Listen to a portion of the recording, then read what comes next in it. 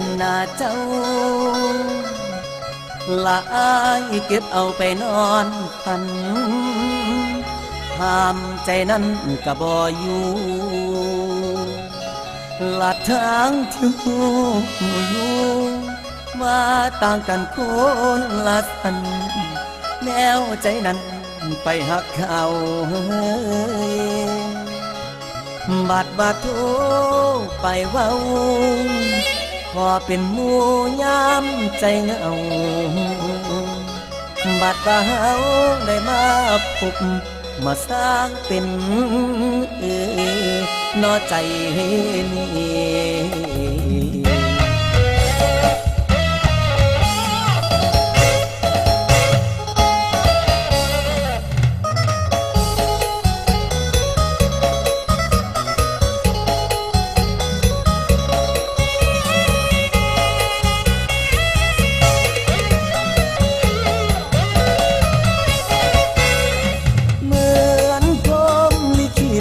ขีดเส้นชีวิตให้เรามาเจอ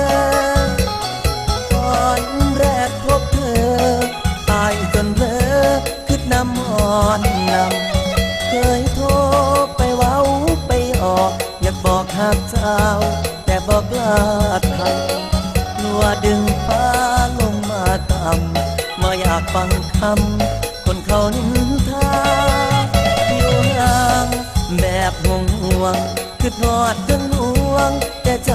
บอกกล้าเอาคำว่าเพื่อนบางนาถึงหักแก้วตาแต่บอกกล้าไปคือพร้อมไปงานเจ้าไปจากที่คือทอดที่นี่จังโทษถามข่าวเจ้ากินเข้าไปน้องเจ้าญาติก็เฮ็ดงานเหนื่อยอดเอาเป็นกำลังใจบ่มีวันมา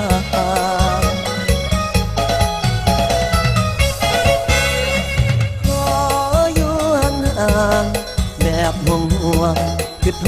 ษบ่หายขอเป็นกำลังใจสู้ต่อไปในทุกก้าวยามขอเดินทางคนละเส้นถึงสิเป็นเพียงหมู่กะสางของห่วงเจ้าอยู่ห่างๆเป็นเพื่อนยามบ้างโทรคุยยามเหงากินข้าวอาบน้ำแล้วไปงานเหนื่อยไหมอยากโตถามบ่เศร้าเหนื่อยอยู่กับงานโอทีเมื่อนี้คือเสียงเศร้าๆเป็นห่วงเด้อพักวันสาเจ้าเมื่ออื่นเศร้าเฮาสิโทรหาไหมบอกใจไว้อย่าคิดไปหลายตางบอกใจไว้อย่าคิดไปหลายตางอยู่ห่างๆขอแค่เพียงได้เบาน้ำเจ้าก็อุ่นใจเก็บหักไว้บอกลาทั้งอายยันบอกไปเขาเหมือนบ่โทรมาเว้าอยากเว้าตามใจต้องการเมื่อยามเลิกงานอยากขอไปรับเจ้า